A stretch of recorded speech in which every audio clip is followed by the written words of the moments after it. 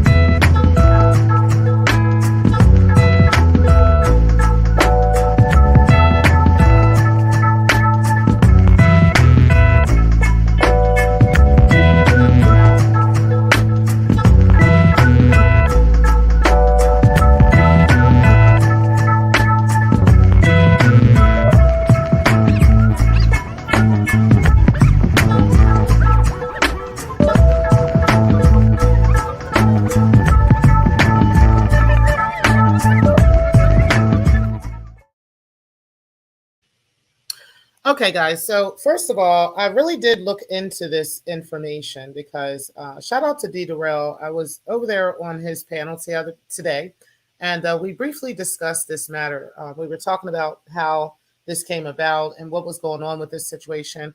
And I said that I was going to look into it a little bit further and get additional information on it. And as I was looking into it, it turns out that all charges have been dropped against the mother as well as the son. Okay. Now, I'd like to get into this today and also get into a very similar story that took place in Philadelphia. Shout out to Couch Potato or TC, who actually gave me and pointed me in the direction of a story very similar that took place in Philadelphia. Okay.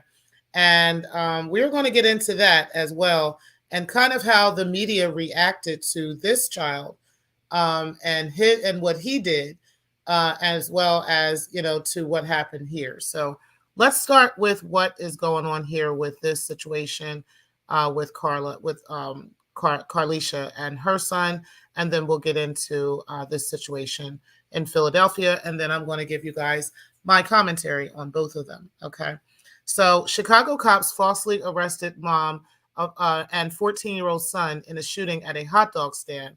And a lawsuit claims after the murder charges have been dropped today. Now, in light of alleged emerging evidence today, the Cook County State's Attorney's Office has moved to dismiss the charges against Carlishia Hood and her 14-year-old son, the office said in a written statement.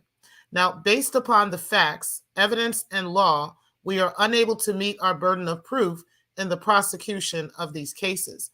The statement didn't specify what the new evidence is, but it comes after video surfaced over the weekend that appears to show Jeremy Brown, the man who was killed, punching Hood immediately before he was shot June 14th.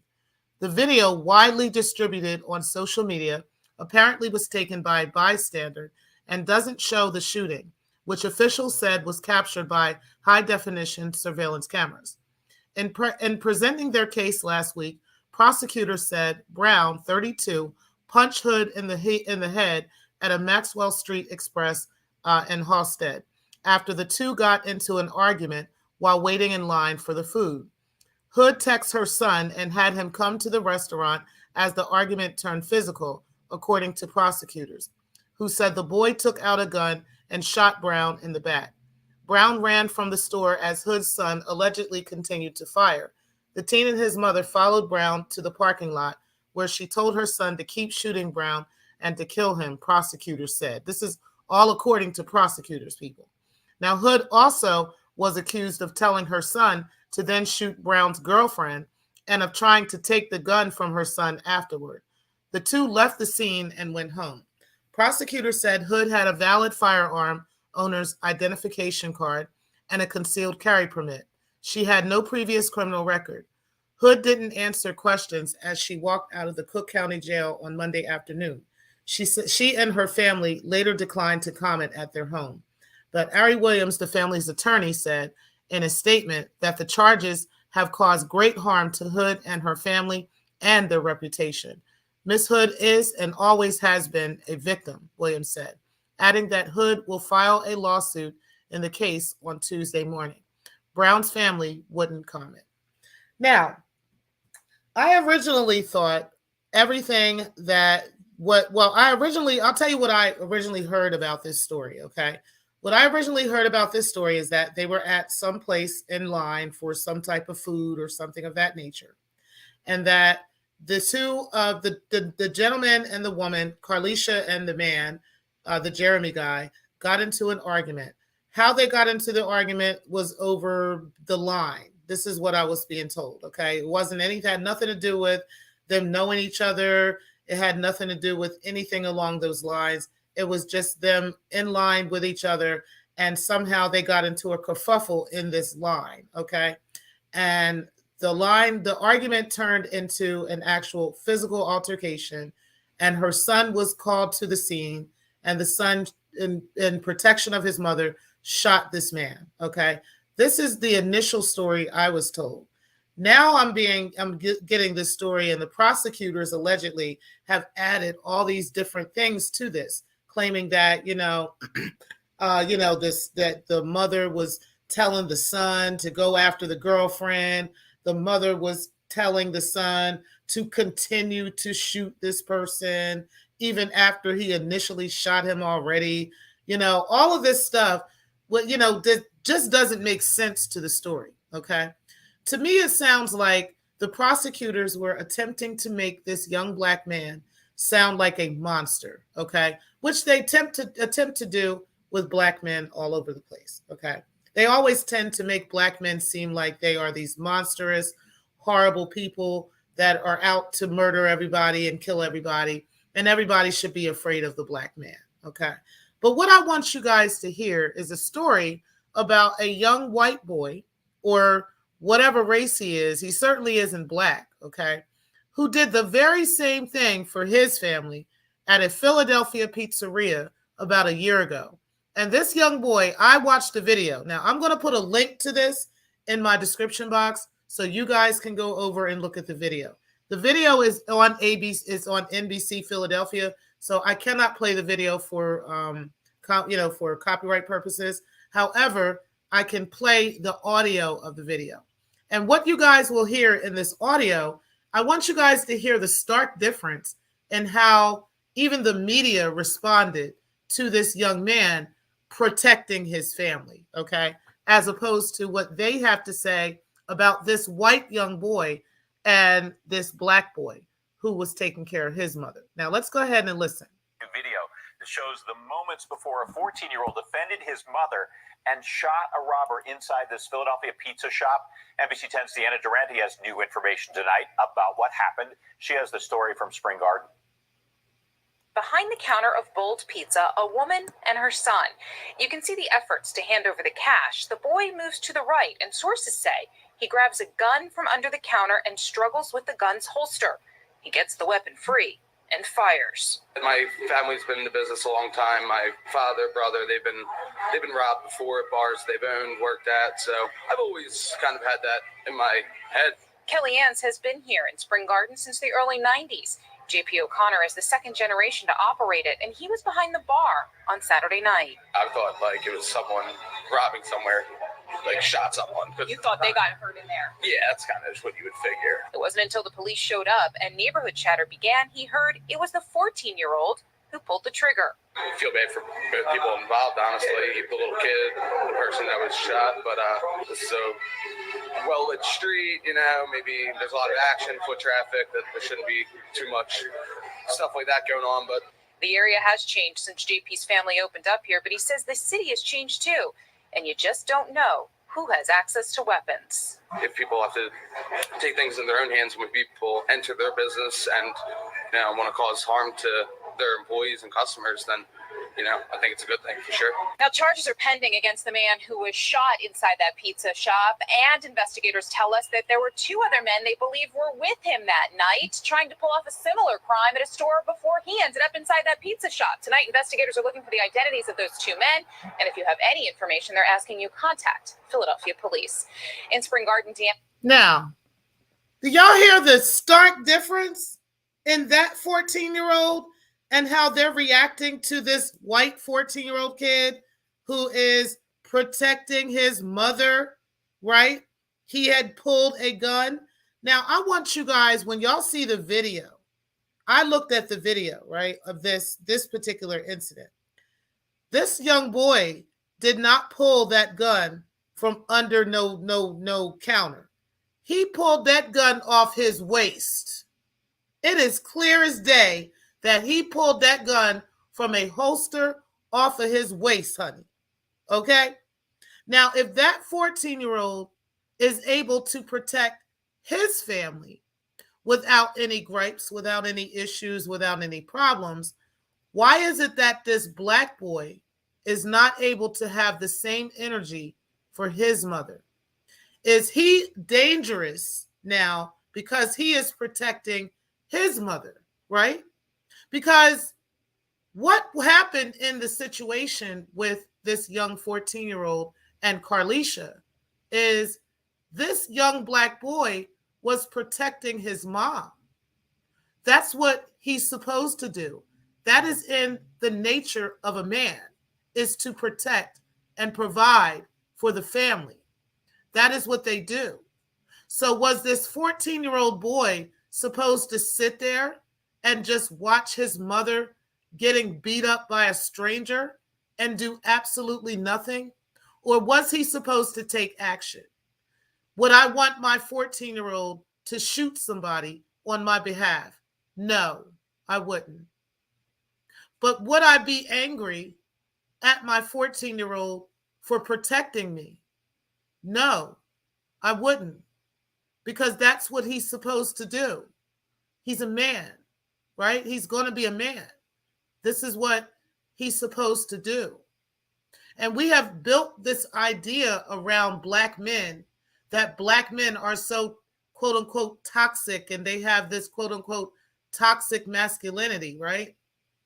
That everything that a black man does to protect, if he raises his finger or raises his voice in any way, he is abusive and scary. When in actuality, he was protecting his mom.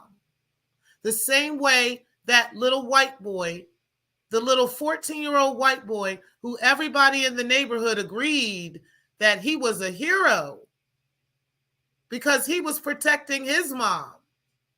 The robber, actually, they're looking for him to be charged.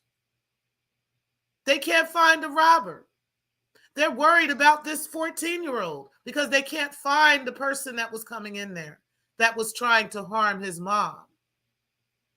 It is the same situation, just a different skin tone. And it's amazing how the skin tone will change the reaction.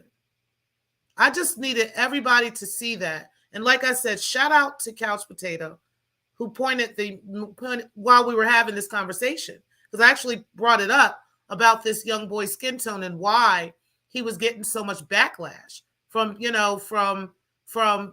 doing what men are just already wired to do.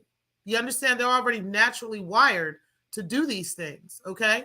And he's getting all this backlash, and his mother's getting all this backlash, and it's only because he's a black kid. Because I said it. If it had been a white boy and he was protecting his white mother from this black man whooping her ass at this hot dog stand, everybody would have had a different point of view. If it was a Spanish boy that came in and shot this black man for whooping his Spanish mother's ass, everybody would have had a different point of view. The police would not have jumped on the mom and jumped on the son. They would have carted his dead ass off to the coroner, and everybody would have all been over with. Everybody would have had Wendy's and every goddamn thing. The son would have been taken to Wendy's. Am I lying? But this little black boy was simply protecting his mom. Anything that any one of my sons would do. And you mean to tell me it's only a problem for them because she got dreads? Because her son's a black boy? That is crazy. We got a problem, y'all. If it's okay for anybody else to do the very same thing that this young boy did. I hope they win everything and they get everything they deserve for what happened in this situation and how they were locked up and they went through that whole situation. I hope that they milk them for everything out of this because there is no excuse for this. I can't believe in 2023 we're still dealing with that shit. And you know, to me, it was just a thought at first. It was just the idea of it, right? As we were discussing it on Darrell's panel, until Couch Potato brought this to my attention, that this actually happened, right? Recently. And everybody is praising this little boy for doing that, for protecting his mom. There were no charges that were brought against this boy. There was no, he's going to jail. And that young boy pulled that gun from his waist, honey. Y'all gonna see, I'm gonna pull the video and put it right on my community, on my not my community wall, but in the description. So you guys can click that link and you guys can go over and take a look at it yourself. Living Life, I appreciate you being in the building. You said, hi, Miss T. Pre. You said that's good news and glad to hear the charges were dropped. Me too. Me absolutely too. You said she never laid hands on him. He said he was going to knock her out if she said another word. Yeah, like that's toxic masculinity right there, right? That this grown ass man is jumping up in this woman's face and talking all this crazy shit. You know, we are the least protected beings on the planet. Black women are the least protected beings on the planet. Okay. And the fact that they had all this outrage that one young blood that is her son would have the nerve, right, to stand up for her. How dare he do this, that savage black boy. But this white boy can do the same goddamn thing and carrying that shit on his motherfucking waist and pull that whole thing out and blast that nigga in his face. Huh? And there's no issue with that. But they got an issue with this boy protecting the least protected being on the planet. Speaks volumes. Absolute volumes. And I knew that. And shout out to Mikey, because Mikey was on the panel. And the first thing that Mikey said was, yeah, she should have walked away. And it bothered my soul when Mikey said that. Even though I didn't know the full story yet. It bothered my soul when he said that. Because I was like, what I initially heard was this man was putting his hands on her. He did not know her. They didn't know each other or anything. He just put his hands on her. So even if you're in an argument with somebody, you mean to tell me that he don't got his faculties together enough where he can walk away from her, where he had to put his hands on a stranger, a woman he doesn't know? In my eyes, he's exactly where he needs to be. That's on God. Because he didn't have his shit together enough to walk away himself. I could understand why Mikey was saying this man that the woman should have walked away. And then made an excuse for it. Well, yeah, okay. Well, then everybody in the store and in the restaurant, they should have got in it. They should have stopped it. No, this bitch ass nigga should have walked the fuck away. How about that? And he got fucking dealt with by her son. How about that? The fuck? But again, if that was a white woman and her son came and shot a black man for putting his hands on a strange white woman, would y'all have the same reaction? If a Hispanic boy, if a Jewish boy, if a Mexican boy, any other race, if a Chinese boy came up and shot a black man for putting his hands on his mother, would anybody have a problem with this? It's only the black boy. It's only the black boy. And then the mother is even, you add insult to injury. How dare the mother not walk away? How dare she not shut her mouth, right? Oh, we're going to lock her the fuck up. She got to be wrong somehow. We got to see video evidence for us to know that she's not wrong. And we got to have emerging evidence for us to know that she's not wrong. But they don't need that for nobody else. That is nuts. That is absolutely nuts. So, Mikey, I need you to take that back. Because she didn't put her hands on him at all. They had an argument. So what? He's a grown-ass man. You can't take an argument. You can't take disagreeing with somebody you don't even know. Take you 2 seconds to buy a fucking hot dog and get back in your car and leave? Now the nigga's dead. Because he didn't walk away.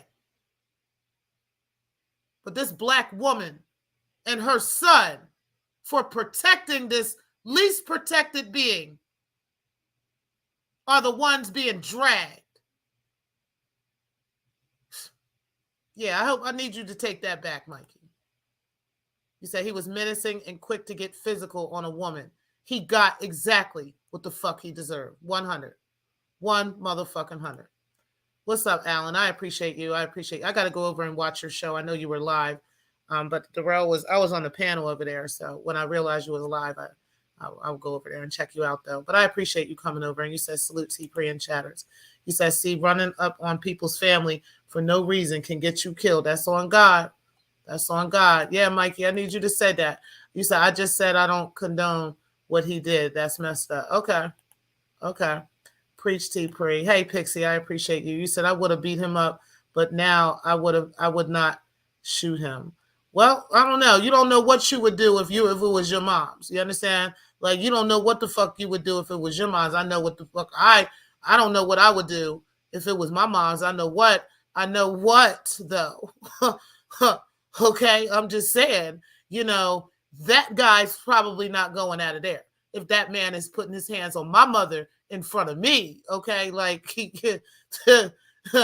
yeah, you never know who's motherfucking packing. I'm just saying. Okay, yeah, okay, I'm just saying. I know goddamn well, and I'm a female.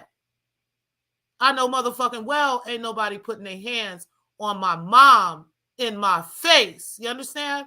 What? Shit. Listen, I don't know what y'all would do, but I know what the fuck I would do, okay? I know I would go holy ham on a motherfucker over my mom. That's on God. So I can imagine, right? I can only imagine. That's all I'm saying. And I'm just so tired of us having this whole idea that us, our men are supposed to be so feminine and supposed to be like us, right? They're supposed to be so feminine, and how dare they be in their own natural element which is to protect their own. How dare they? You're going to lock them away like an animal for being themselves. The fuck? But if it was a white boy, would you have the same reaction? And clearly, you wouldn't. I'm out of here, guys. I just wanted to share that analysis with you guys and just share that information with y'all and the differences and how, you know, this white boy over in Philly and you know, this young black boy here and what happened in Chicago. It is very unfortunate. But guys, make sure that you pray for the Carlishia Hood and her family, her son in particular, you know, and that we keep them in our prayers and keep them lifted up, because this was just absolutely ridiculous. And I'm just angry. I'm just pissed the fuck off, you know, because I'm just sick of our men being targeted like that, you know, in all these different kinds of ways. And how dare we? But, you know, they ain't got no problem with us parading around a feminine ass man in front of everybody. They ain't got no problem with that.